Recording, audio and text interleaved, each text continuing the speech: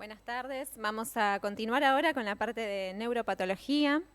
En esta charla vamos a tratar todo lo que es el diagnóstico integrado en neuropatología y vamos a ver como ejes temáticos la nueva clasificación de tumores del sistema nervioso central de la Organización Mundial de la Salud del año 2021. También cómo este diagnóstico integrado en el cual asociamos a lo que es la patología, la morfología habitual, los estudios moleculares para realizar un diagnóstico en conjunto, nos va a definir nuevas entidades. También vamos a ver qué equipamiento y tecnología es necesaria para realizar estos estudios. Y tomamos como ejemplo 3 grupos tumorales de los más frecuentes que tenemos en la población que acostumbramos a atender, que son los gliomas, meningiomas y ependimomas. Y también vamos a finalizar viendo qué perspectivas tenemos de su implementación en nuestro país. Todos estos temas son temas destacados del Congreso Europeo de Neuropatología, que tuvo una modalidad virtual este año y se realizó ahora en junio del 2021.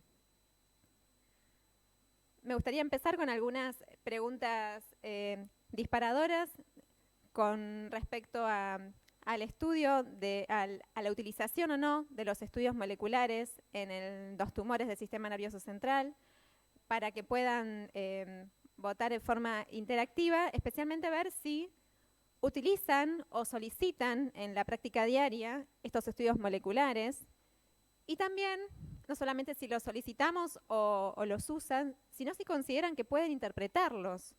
Puede ser que los interpreten sí, que no, o también parcialmente. La primera pregunta es si utilizamos o solicitamos los estudios moleculares en tumores del sistema nervioso central en nuestra práctica diaria. Vamos a ver qué es lo que la audiencia contesta en esta pregunta interactiva.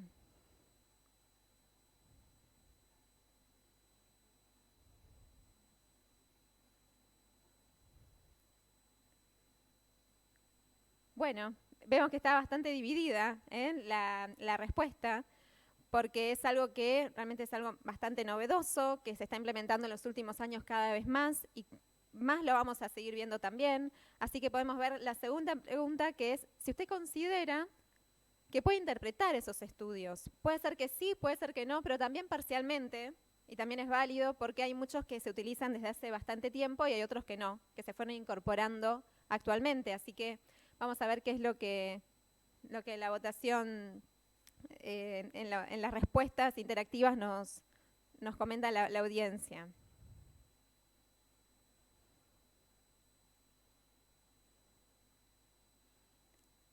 Bien, también interesante las respuestas. Hay un gran porcentaje que parcialmente, y no me llama la atención y es así porque algunos estudios moleculares se están pidiendo hace muchos años, pero también alto porcentaje que todavía no interpreta, que considera que no puede interpretar estos estudios. Bueno, empecemos viendo y repasando un poco cómo ha cambiado la clasificación de los tumores del sistema nervioso central según la OMS en estos libros azules que se van actualizando. Es la forma en que nos ponemos de acuerdo los patólogos para aproximarnos a estos tumores. Actualmente nos estamos manejando con la edición del año 2016. Fíjense el recorrido que hemos hecho. Y la del año 2016 fue muy importante porque nos marcó y nos demostró la importancia de realizar y encontrar y buscar ciertas mutaciones en algunos tumores, ciertas alteraciones genéticas, comprender mejor su biología para poder trasladarlo al pronóstico de los pacientes y, por qué no, en un futuro a un tratamiento más específico. Este año, a fines de este año, se espera que salga la nueva edición, la 5ª edición, y de esto es lo que queremos mostrar en esta charla. Hay algunos cambios generales que van a ocurrir en esta clasificación 2021, especialmente en la taxonomía. Van a ver que se van a incorporar, y ahora vamos a verlo en algunos grupos en particular, que se incorporan numerosos cambios moleculares para lograr una clasificación precisa. Va a haber nuevas entidades que van a estar dadas por este cambio molecular. Además, en la nomenclatura, los grados histológicos permanecen iguales, como los conocíamos, los grados del 1 al 4 son grados pronósticos, pero cambia la denominación. En vez de usar números romanos, se usan los números arábigos. Y además nos vamos a encontrar con estas dos denominaciones de NOS y NEC, que cuando un profesional se encuentra con un diagnóstico de NOS en su informe, ve que dice NOS, significa que el patólogo ha realizado un informe solamente morfológico y no tiene acceso a los estudios moleculares. Eso es muy importante conocerlo. Y en cambio, cuando se encuentra que en su diagnóstico la denominación NEC, quiere decir que se han hecho gran cantidad de estudios moleculares y así todo no se ha arribado a un diagnóstico preciso. Todo esto está avalado y se ha agregado a la nueva clasificación. Bueno, y esto es lo que le quería mostrar con respecto al informe integrado. La morfología y lo molecular, juntos. Lo que observa el patólogo al microscopio va de la mano con los estudios moleculares. Este es un ejemplo del informe, lo que llamamos el informe en capas, donde vamos a tener el diagnóstico integrado, por ejemplo, en este caso, un oligodendroglioma que tiene mutación IDH y codeleción 1P19Q. Ahí integramos los estudios moleculares. Y en la otra capa vamos a tener un diagnóstico histológico, que es lo que vemos, la morfología, lo que vemos al microscopio, el glioma con rasgos oligodendrogliales. En la próxima capa, el grado de la OMS, que en este caso es un grado 2, es un ejemplo. Y por último, la información molecular. ¿Qué estudios moleculares tienen que constar en el informe se realizaron? ¿Qué mutación específicamente? ¿Y con qué método? Y en este otro ejemplo tenemos un caso de un oligodendroglioma NOS, que como les comenté, si encuentran NOS, quiere decir que las técnicas moleculares no estaban disponibles. Estas son, fíjense, algunas mutaciones, fusiones de genes, rearreglos, alteraciones del número de copias que se recomienda hoy en día usar para poder arribar al diagnóstico de tumores del sistema nervioso. Dentro de la metodología utilizada, el libro de la OMS no establece, no especifica qué tipo de metodología usar, solo sí con la metilación del ADN, que ahora lo vamos a ver en más detalle. Inmunohistoquímica se sigue utilizando, hay marcadores específicos para algunas mutaciones, también se pueden usar técnicas de MLPA, FISH, PCR, secuenciación de Next Generation, pero lo que sí recomienda la OMS es usar técnicas de metilación de ADN para gran cantidad de entidades y para establecer subtipos tumorales. El estudio de metilación lo que nos permite ver es patrones característicos de la metilación del ADN que son claves en varios tumores. Para esto se utilizan unos secuenciadores especiales, que son los secuenciadores Illumina, y que es lo que se ha llegado arribado en este último tiempo y por eso es tan importante esta nueva clasificación. En esta página web es un classifier que se estuvo validando durante todos estos años. Aquellos que tienen acceso a estos secuenciadores especiales pueden cargar los datos obtenidos del software de estos secuenciadores a la página web. Y esto les va a dar una información sobre las características de ese tumor, los puede diferenciar según su perfil de metilación y agruparlos. Entonces nos aproxima al diagnóstico. Fíjense los cambios que ha sufrido el grupo de gliomas del 2016 al 2021. Ya nos costaba adaptarnos a esta nueva clasificación para encontrarnos ahora con que los hemos subdividido en gliomas difusos de tipo adulto con gliomas difusos de tipo pediátrico de bajo y alto grado. Y dentro de los adultos vamos a encontrarnos con los astrocitomas IDH mutados, grado 2, 3, 4, no hablamos más de glioblastoma IDH mutado, es astrocitoma grado 2, 3 o 4, el oligodendroglioma como lo conocemos y el glioblastoma IDH wild type. Ahora vamos a ver un poco mejor esto, pero tengan en cuenta que los tumores de tipo pediátrico, que también los podemos encontrar en adultos jóvenes, tienen casi todos alteraciones moleculares específicas que los definen. Especialmente de gran importancia el de las mutaciones de histonas, que el glioma difuso de línea media, que tienen comportamientos muy agresivos, pero a la morfología, al microscopio, pueden parecer un tumor de bajo grado. Hemos publicado recientemente un trabajo sobre el diagnóstico integrado que hicimos en un grupo, en un estudio retrospectivo, con nuestro grupo de trabajo, en Grupo Gamma, donde pudimos hacer una correlación entre lo que fue el diagnóstico inicial de la OMS 2007 y realizando estudios moleculares y revisando todos los casos, pudimos llegar a un diagnóstico integrado del 2016, donde también correlacionamos con el seguimiento de estos pacientes, con la terapéutica que hicieron. Es muy interesante y hoy en día tenemos también la misión de poder relacionar esto con la nueva clasificación, cómo lo podemos llevar un poco más allá. Rápidamente, y porque creo que es la patología con la que más nos encontramos, es con los astrocitomas. Fíjense que yo les decía que los astrocitomas IDH mutados, según las recomendaciones, ahora vamos a denominar los grados 2, 3 y 4, y el grado 4 también está determinado molecularmente. También lo mismo el glioblastoma IDH wild type. Tenemos las mismas características que conocemos siempre, la proliferación microvascular, la necrosis, pero también hay alteraciones en el promotor del gen TERT, amplificación de GFR, que tenemos que realizarlas para poder llegar al diagnóstico de glioblastoma también IDH wild type. Esto para que tengan en cuenta un algoritmo diagnóstico propuesto para empezar a estudiar un glioma en adulto. Fíjense en la primera línea la cantidad de estudios moleculares que tenemos que realizar para luego, y que llame la atención en amarillo, los estudios de metilación, en qué parte de este algoritmo es recomendado hacerlos, y es importante porque estos estudios de metilación nos van a poder terminar de clasificar el tumor. En el caso de los meningiomas, los subtipos histológicos que conocemos se mantienen. Pero ¿qué vamos a agregar en este momento? En realidad, los criterios histológicos también van a ser los mismos, pero para poder hablar de un meningioma grado 3, vamos a tener que agregar ahora sí, conocer el perfil molecular de ese tumor. En esto, en realidad, va a depender de cada centro, de cada profesional. Son cuestiones que se tienen que tener y hablar siempre con el oncólogo para saber si está interesado o no en seguir realizando estos estudios.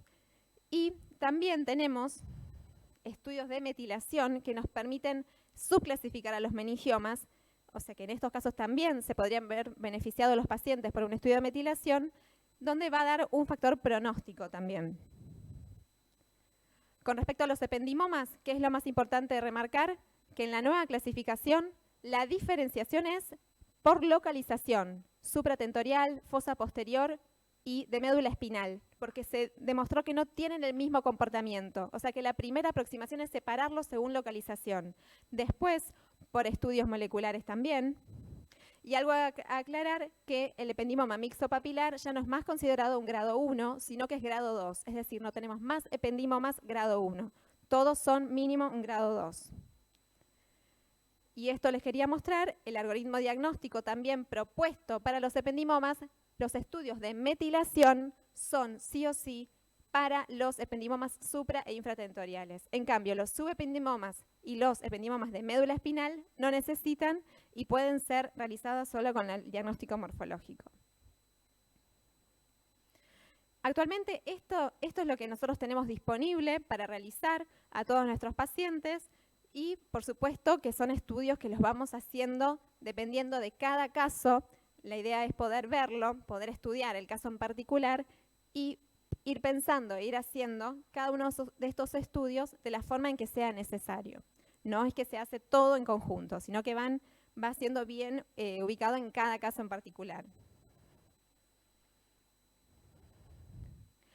Bueno, ¿qué perspectivas tenemos con respecto a la implementación de los estudios de metilación de ADN? Actualmente se realizan fuera del país, pero existe la posibilidad, y sé que en algunos centros se está realizando, de utilizar estos secuenciadores que nos permiten cargar los datos en la página web.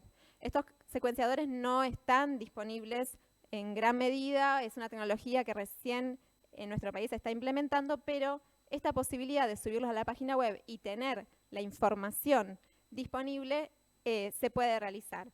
Creo que lo importante es que sí haya cooperación entre centros de referencia, porque es una patología a lo mejor no tan habitual y es necesario que se trabaje en conjunto. Bueno, creo importante que para que se puedan llevar a casa con respecto a esta charla es estos cambios generales en la clasificación 2021 de la OMS, que incluye lo de los grados histológicos en números arábigos, la denominación NOS y NEC. También tener en cuenta esto, que hay nuevas entidades que dependen de los estudios moleculares, como lo son las técnicas de metilación de ADN.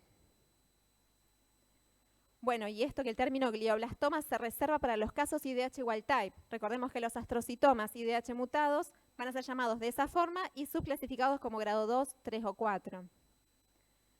La clasificación de meningiomas, como vimos, los estudios moleculares deben ser consensuados con el médico tratante y que a su vez nos van a ayudar y nos van a demostrar pronóstico en muchos casos. Como dijimos antes, se elimina el grado 1 dentro de los tipos de tumores ependimarios y es la localización también los que nos va a marcar qué tipo de estudios hacer. Y por supuesto la posibilidad de llevarlo a cabo en comparación con otros centros creo que sería fundamental para poder hacer un mejor trabajo. Muchas gracias. Muy bien, Fernanda, muchas gracias. Tengo alguna inquietud. ¿Qué nivel de estudios moleculares tiene nuestra ciudad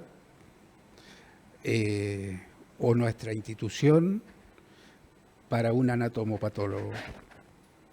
¿Qué cantidad de estudios estamos realizando? Sí. ¿Y qué nivel científico tenemos? Bueno, en nuestra institución yo había mostrado un listado dentro de la presentación. Nosotros estamos realizando todo lo que es inmunistoquímica para IDH específicamente y también estudios moleculares ya sea de MLPA o de secuenciación para buscar mutaciones menos frecuentes en IDH, codeleción 1P19Q, todo lo que es también amplificación de GFR, BRAF. Muchos de estos estudios también se usan en otros tipos de tumores, por lo que también los tenemos porque los implementamos y especialmente en Grupo Gamma está muy desarrollado el laboratorio de biología molecular que pertenece a Gamma Lab, que es el área de bioquímica que se encarga de realizar esos estudios, los cuales después los vemos en conjunto y podemos llegar a un diagnóstico final, lo que llamamos el diagnóstico integrado. Muy bien, muchas gracias. Otra inquietud, ¿qué nivel científico le ves vos a tus derivantes? A mis colegas. Claro, a tus colegas derivantes, para entender los estudios moleculares. Porque es que en realidad lo que es importante, por eso es la pregunta también, ¿no?, que se planteó al principio. Lo importante es poder interactuar, que el colega interactúe con el patólogo. Siempre, cuando hay un caso derivante, recibimos muchos casos externos, estoy en contacto constante con el médico, generalmente son los oncólogos los que nos mandan los casos, para poder llegar, generalmente en el informe consta el diagnóstico integrado y si no es así, poder mostrarles, bueno, cuáles son las conclusiones a las que podemos arribar según todo lo que se ha realizado. Muy bien, muchas gracias. Excelente exposición y vamos ahora a la próxima charla, que es la integración de la tecnología en el tratamiento quirúrgico de tumores cerebrales.